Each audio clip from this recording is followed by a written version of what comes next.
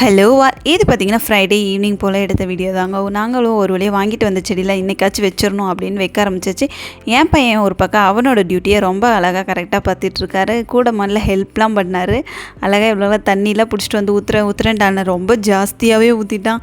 ஐயோ இனிமேல் டெய்லி செடி இவங்ககிட்ட ரொம்ப பாதுகாப்பாக பார்த்துக்கணும் போல் அப்படின்னே இருந்துச்சு. ஒரு வழியாக கையோட ஒரு பூவையும் பறிச்சாச்சு. பார்க்கவே செம்ம அழகாக இருந்துச்சு.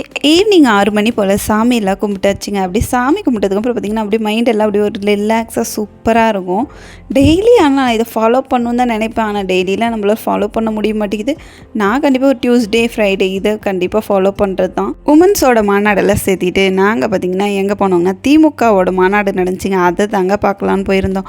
பயங்கரமாக சூப்பராகவே டெக்கரேஷன்லாம் பண்ணியிருந்தாங்க. கிட்டத்தட்ட ஒரு 1/2 கிலோமீட்டர் பக்கம் அவ்வளோ டெக்கரேஷன்லாம் பார்த்துக்கோங்களேன். டேங்கப்பா என்ன செலவு தான் பண்ணியிருப்பாங்கன்னு தெரில. அன்றைக்கி கரும்பு வைக்கிற வேலைக்கெல்லாம் கரும்பாலேயே பாதி தூரம் டெக்கரேஷன் பண்ணியிருந்தாங்க. சும்மா 1 மணி நேரம் தாங்க இந்த மீட்டிங் ஆனால் நடந்துச்சு. ஆனால் அதுக்கு இவ்வளோ செலவு பண்ணி ஒரு வாரத்துக்கு முன்னாடியிலேருந்தே அவ்வளோ டெக்கரேஷன் பண்ணிகிட்டு இருந்தாங்க.